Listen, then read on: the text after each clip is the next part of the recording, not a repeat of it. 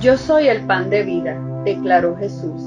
El que viene a mí nunca tendrá hambre, y el que en mí cree nunca tendrá sed.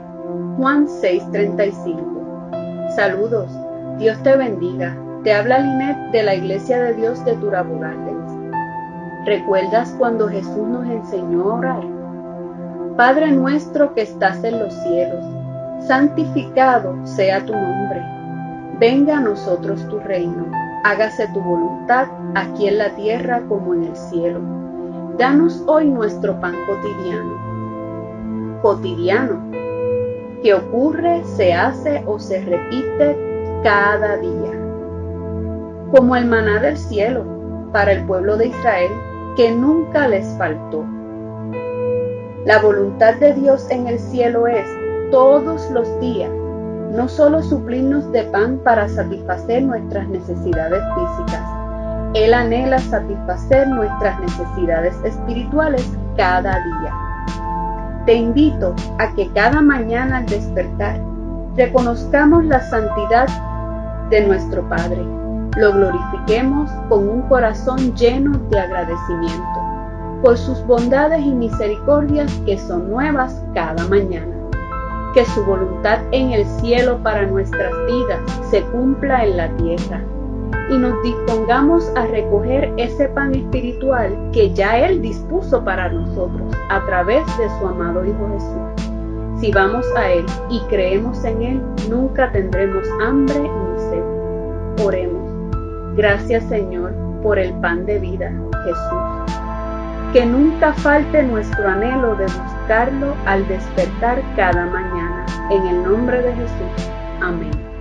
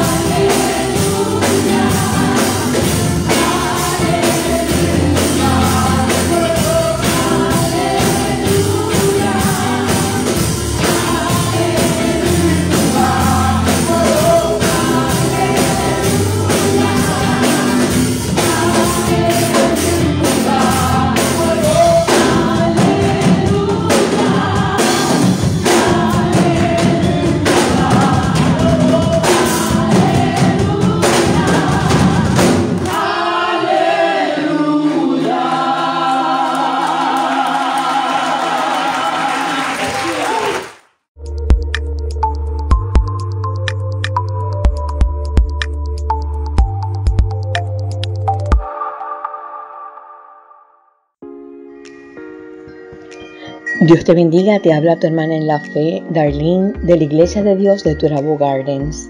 En la creación de Dios, cada cosa creada tiene su función y propósito para el cual fue creado. Te pregunto, cuando disfrutas de la hermosura de un río, ¿qué es lo primero que viene a tu mente? Tal vez pienses que es la naturaleza misma que nos refresca de las altas temperaturas, que nos alimenta al poder pescar sus peces, que sirve para relajarnos al admirar su belleza o calmar nuestra sed. En aquellos que son más caudalosos, nos permite pasear en embarcaciones y hasta ejercitarnos al nadar en sus corrientes de agua. Sin embargo, el Evangelio de Juan 7:38 nos habla de un propósito divino. Nos dice claramente: el que cree en mí, como dice la Escritura, de su interior correrán ríos de agua viva, refiriéndose al Espíritu que habrían de recibir más tarde los que creyeren en él. Puedes ahora imaginar y sentir con mayor fluidez esos ríos de agua viva que fluyen dentro de tu ser, porque el Espíritu Santo de Dios mora en ti. Siente, disfruta y gózate de la hermosura de su creación y del efecto maravilloso que produce en nosotros la convicción de que ríos de agua viva desbordan su espíritu en nuestras vidas. Te invito a que le permitas al Espíritu Santo de Dios que fluya a través de ti con unción y poder para que le adores en espíritu y verdad, puesto que somos hechura suya. Oremos pidiéndole al Señor que nuestro cuerpo siempre sea templo agradable para glorificar al Dios vivo y caudal de río de agua viva, que den testimonio de su gloria. Amén.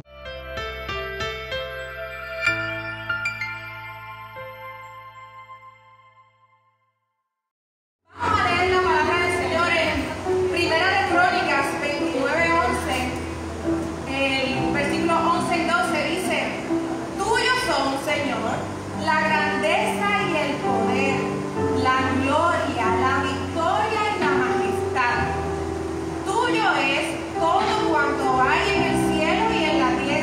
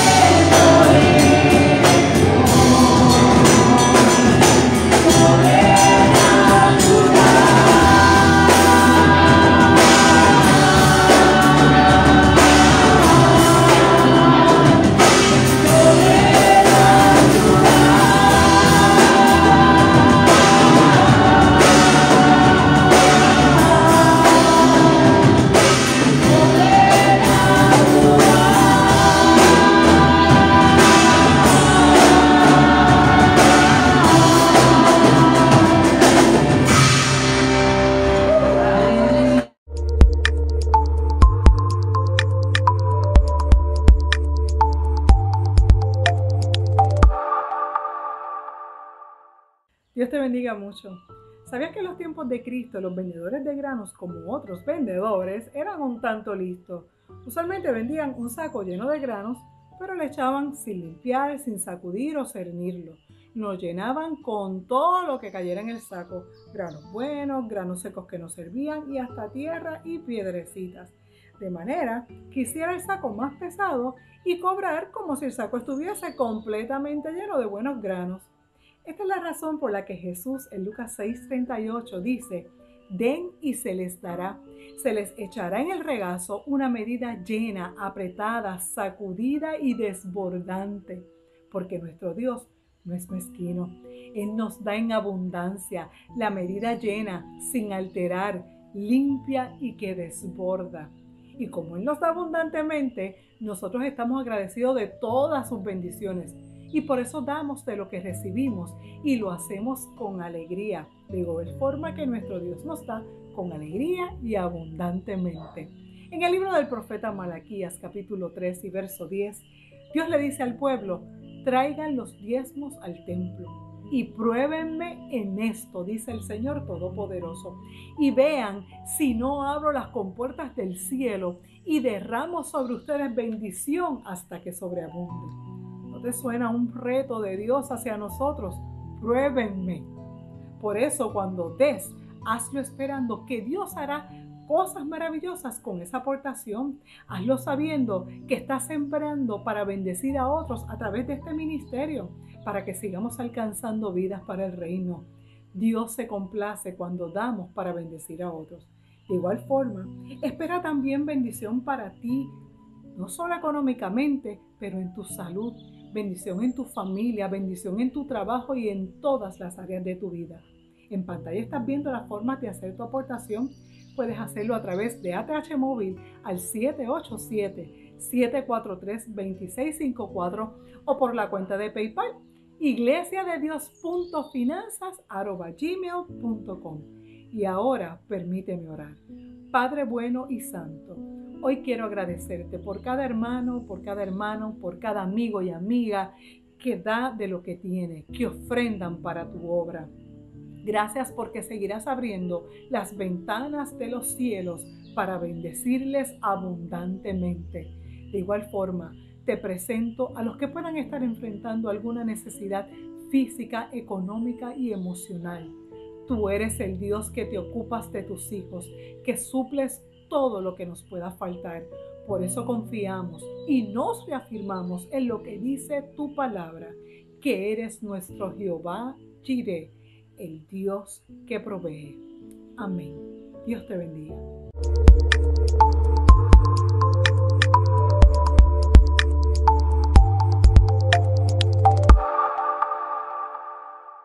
Dice la palabra del Señor en Hechos capítulo 2, versículos 41 al 47. Y eran fieles en conservar la enseñanza de los apóstoles, en compartir lo que tenían, en reunirse para partir el pan y en la oración. Todos estaban asombrados a causa de los muchos milagros y señales que Dios hacía por medio de los apóstoles. Todos los creyentes estaban muy unidos y compartían sus bienes entre sí. Vendían sus propiedades y todo lo que tenían y repartían el dinero según las necesidades de cada uno. Todos los días se reunían en el templo y en las casas partían el pan y comían juntos con alegría y sencillez de corazón. Alababan a Dios y eran estimados por todos. Y cada día el Señor hacía crecer la comunidad con el número de los que Él iba llamando a la salvación. Padre, en esta hora, tú que conoces el corazón de tu iglesia, tú que conoces el andar y el perseverar que tú quieres en tu iglesia, permite, oh Dios, que podamos entenderlo, asimilarlo y vivirlo como tú, oh Dios, nos invitas y nos llamas a hacerlo. Te lo suplicamos en el nombre de Jesús. Amén y amén. Este pasaje es uno de los pasajes más favoritos míos. Ver en el libro de los Hechos las características que emergen de la iglesia primitiva, la iglesia naciente, una vez Jesús es resucitado y asciende al cielo y derrama su Espíritu Santo en la vida de la iglesia, la iglesia comienza a tener una funcionalidad en respuesta a esa llenura del Espíritu Santo. Lo que es sumamente importante entender, Dios llena de su presencia a su iglesia para un propósito. Dios llena de su presencia a cada creyente. Si tú eres creyente, si tú eres iglesia, Dios te llena con su presencia y su Santo Espíritu para un propósito. Y un propósito de ser gente diferente, pueblo diferente, pero pueblo atrayente. No diferente, gente diferente y pueblo diferente para excluir y separarnos y sentirnos que estamos por encima de nadie. No. La iglesia primitiva era una iglesia distinta, de gente diferente, pero gente que era atrayente. La gente se acercaba porque era impactada por esa diferencia que marcaba la iglesia. Lo que es sumamente interesante, la iglesia llena del Espíritu Santo de Dios no es para que seamos las mismas cosas que hace todo el mundo. Las mismas luchas, las mismas batallas sí las podemos tener, pero las mismas respuestas no. Tenemos que tener respuestas diferentes. A veces en la calle la mentalidad de la gente es quítate tú para ponerme yo, como decía una canción vieja de salsa. A veces la actitud de la gente es a ver el más fuerte, el que sobreviva, y entonces no nos interesa cómo tú sobrevives o cómo no sobrevives, lo importante es que yo lo pueda desarrollar y seguir hacia adelante. Esa es la mentalidad de una sociedad mundana, totalmente mundana. Ahora, cuando miramos en la Escritura, la mentalidad a la que Dios llama a la iglesia para que impacte ese mundo y cambie ese estilo, es todo lo contrario. Esta era una iglesia que compartía. Esta era una iglesia que vivía en hermandad. Esta era una iglesia que hasta era tan desprendida que a veces vendían lo que tenían para darle de lo que tenían, de lo poco que tenían, vendían para ayudar a los que no tenían nada. O sea, era una iglesia muy consciente del necesitado y de ayudar al que necesitaba realmente, el que tenía poco. Y esto es bien importante puntualizarlo, porque a veces la gente piensa que soy necesitado. ¿De verdad eres necesitado? Porque si tienes algo, entonces tú no estás necesitado. Posiblemente de eso poco que tú tienes puedes bendecir a otro. Necesitado en aquel tiempo era el que estaba desprovisto de todo y no tenía absolutamente nada. Y a esa gente, los que tenían un poco, Dios los está moviendo a que compartan eso poco que tienen. Y eso poco que tenían lo compartían y Dios se glorificaba, proveyéndole a los que dieron de lo poco que tenían, pero proveyéndole a aquel que no tenía nada a través de esa iglesia que bendecía dando. Así que era una iglesia generosa porque correspondía al Dios que había sido generoso con ellos. Así que con sencillez, con humildad, lo poco que tenían lo compartían. Eso es riqueza. Eso es realmente vida comunitaria, cuando la gente da de lo poco que tiene y compartían el pan, dice la Escritura, con sencillez, con humildad, con alegría. Así que se sentaban a comer lo poquito pan que tuvieran, pero la pasaban bien. Yo creo que allí sí que hacían chistes hasta repetidos, pero entonces las tenían alegría, gozo, porque esa sencillez, esa humildad, pero esa satisfacción de poder ser generoso y ayudar al que necesita, llena el corazón de gozo y de alegría. Y la iglesia primitiva en eso era muy atinada. La iglesia sí sabía que había necesidad, seguro, porque la mayoría de esa gente que perseveraba eran gente necesitada, económicamente pobre. Así que Dios les está diciendo: compartan lo que tienen aunque sean pobres, porque yo me voy a glorificar para proveer de manera poderosa, no solamente en medio de la pobreza de ustedes, sino para que sean ricos para bendecir a otros que son quizás más pobres que ustedes. Y esto es la genialidad de Dios obrando. No los hacía ricos, no necesitaba ser rico a la iglesia. Lo que los hacía era que fueran generosos y que de eso poco que tuvieran, compartieran. Y dice que eran fieles en conservar la enseñanza de los apóstoles, en compartir lo que tenían, en reunirse para partir el pan y la oración. Así que eran fieles en hacer ese momento de compartir. Eran fieles con eso. O sea, esto no era que lo dudaban, deja ver si puedo, pero es que ya yo ayudé a alguien el mes pasado. No, ellos habían propuesto en su corazón que si todos los días podían hacer algo por alguien, lo iban a hacer, y eran fieles en eso. Ahora me encanta que en medio de ese compartir, ese pan, esa fidelidad de ayudarse unos a otros, estaba que entonces guardaban todas las enseñanzas del Evangelio de Jesucristo y oraban. Así que en medio de toda esa acción de darnos y servir y conectarnos con el necesitado, también tenemos que conectarnos con lo que hemos aprendido de Dios, y tenemos que conectarnos con una profunda experiencia de oración.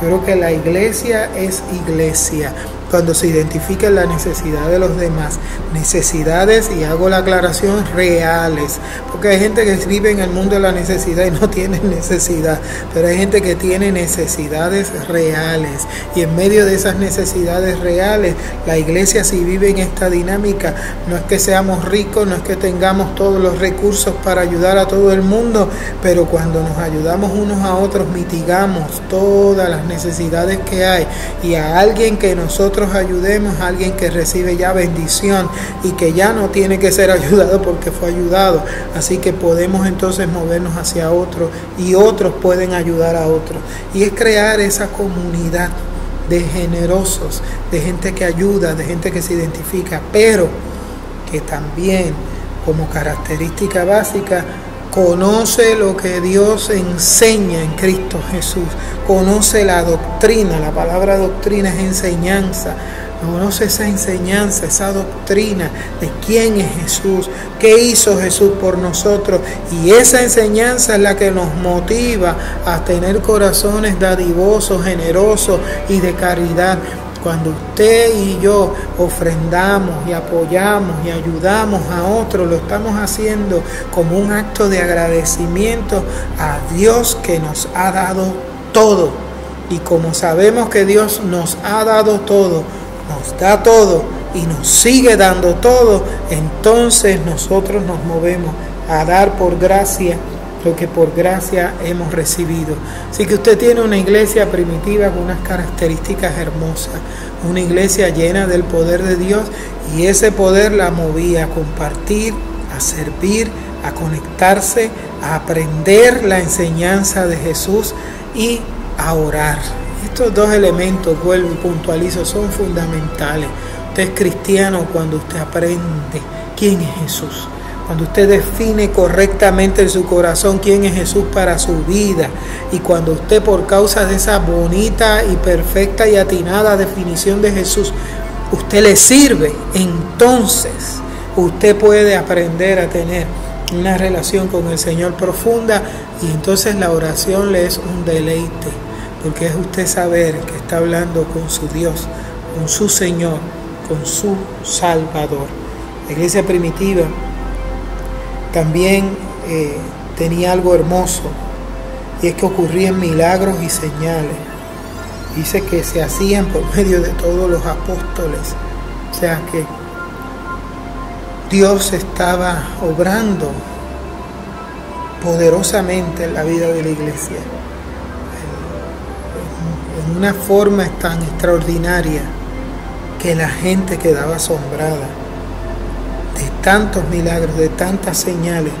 Era una iglesia que servía en el poder del Espíritu Santo, que iba más allá de sus limitaciones, que donde no podía quizás dar respuesta con sus recursos, confiaba en que Dios iba a dar respuesta, y Dios se encargaba de respaldarle con prodigios y señales, porque ahí es cuando se necesitan los milagros de Dios, cuando tú y yo llegamos a nuestros límites, cuando tú y yo no podemos avanzar más, ahí es que necesitamos ver la mano de Dios que completa, que nos lleva más allá de donde tú y yo podemos llegar. Y esto es glorioso, ver que la iglesia estaba siendo respaldada de esa manera en su comienzo. La iglesia compartía con generosidad de lo poco que tenía, pero usted puede estar seguro que hubo muchas multiplicaciones de panes y de peces en la vida de la iglesia, porque el Espíritu Santo de Dios empezaba a respaldar milagrosamente esa iglesia para que pudiera atender necesidades, para que pudiera darle respuesta al hambriento, al enfermo, al abatido, al desconsolado, al que está rechazado y marginado. Y el Evangelio entonces de Jesucristo provocaba una unción poderosa donde la iglesia ministraba. Era tan real esa administración que dejaba a la gente boquiabierta, asombrada de lo que Dios estaba haciendo en medio de ella. Así es que tiene que vivir la iglesia en este tiempo en un espíritu de generosidad, en un espíritu de aprendizaje, en un espíritu de oración y en un espíritu de moverse a proclamar con autoridad y poder. Y Dios se encarga de respaldarnos con milagros y con señales. Ese desprendimiento lo describe claramente el versículo 45. Dice que vendían sus propiedades, todo lo que tenían, repartían el dinero según la necesidad de cada uno. Todos los días se reunían en el templo y en las casas para partir el pan y comían juntos con alegría y sencillez del corazón. Así que esa expresión nos deja ver que toda necesidad era atendida, tanto física, material como espiritual. Si todos los días se reunían a compartir pan en las casas, en el templo, y lo partían con sencillez y alegría, quiere decir que todos los días el Padre Celestial proveía ese pan físico, material y ese pan espiritual para que la iglesia compartiera. Todos los días esta comunidad de la iglesia se acostaba con el estómago lleno, no vacío. Se acostaba con el corazón lleno, no vacío, sino lleno también de la presencia del Espíritu Santo de Dios. Vemos también que alababan a Dios y eran estimados por todos. Y cada día el Señor hacía crecer la comunidad con el número de los que Él iba llamando a la salvación. Entonces vemos en este texto otro conjunto de características. Alababan a Dios. Era una iglesia de adoración. Era una iglesia de regocijo, de experiencia, de agradecimiento, de celebración. Creo que la iglesia debe ser un lugar de alegría, de contentamiento en el Señor, de gozarnos, de rendirle culto, adoración y alabanza. Esa es la iglesia. La iglesia tiene que caracterizarse por una adoración genuina, una adoración profunda, una adoración donde usted está conectado con el Dios que le bendice y usted le alaba y le glorifica porque ese es su Dios y está lleno del Señor. Y entonces imagínense, si usted siente esos ríos de agua viva, como decía el evangelista Juan en su epístola, y decía, si usted siente esos ríos de agua viva salir de su interior, óigame, imagínese si cada creyente experimenta esa llenura de esa manera, ese regocijo, ese gozo, es manifestar la presencia misma de Dios de una forma extraordinaria que todo el mundo debe experimentar. Un Dios que provoca gozo y alegría, cántico y alabanza, adoración genuina en el corazón de la gente. Entonces, todas esas características que usted está viendo, el ser generoso, el hacer esfuerzo por compartir con otros aunque tengamos poco, pero el ver que Dios nos respalda con su poder y su gloria, y el ver que podemos responder a necesidades, aún como diría el jíbaro nuestro, haciendo de tripas corazones, pero vemos el poder de Dios obrando y glorificándose en una experiencia de aprendizaje. Todo esto es la respuesta de aprender a Cristo en el corazón y de conocerle en una experiencia profunda de oración. Dice que la gente del pueblo empezó a estimar la iglesia. Óigame, qué profundo es esto. La comunidad empieza a tener un respeto, una estimación por la iglesia. No la ve como un instrumento que persigue, que ataca, que humilla, que ofende, que busca intereses propios. No, ve la iglesia como un una fuente de servicio, de bendición, como una fuente que busca dar en lugar de pedir. Y en medio de toda esa experiencia, cuando la iglesia vive esto, la gente entonces empieza a ver que ese lugar es santo y empieza a respetar lo santo, lo hermoso de los que buscan a Dios. Y comienza ese respeto hacia la iglesia a provocar cercanía entre esa comunidad y el Dios que proclama esa iglesia. Dice que esto es bien importante. Si nosotros tenemos un evangelio glorioso, pero no somos una iglesia atractiva. Por eso les decía, el Espíritu Santo nos llenó para ser un pueblo diferente, pero atrayente. Y atraemos cuando la gente entonces empieza a tener en estima a la iglesia y la mira con respeto por las cosas que hace para bien de la comunidad entera. Una iglesia es iglesia de comunidad. Una iglesia es iglesia de pueblo, una iglesia es iglesia de gente. Somos iglesia para impactar y bendecir a los demás, a los que nos rodean. No para aislarnos y hacernos un club social, sino para regarnos entre la comunidad y bendecir como Dios quiere que bendigamos a todo el mundo. Dice que cuando la iglesia hacía eso, cada día el Señor hacía crecer la comunidad con el número de los que iba llamando a la salvación. Entonces la iglesia y la comunidad empieza a tener una transformación y un crecimiento de salvación, de la presencia del Dios Salvador en medio de ellos. Esto es glorioso. A veces pensamos que el crecimiento es que la iglesia empieza a crecer en número. No, el crecimiento es en la salvación. En la salvación la gente empieza a acercarse al Señor y a conocer del Señor y a vivir una íntima relación con Dios.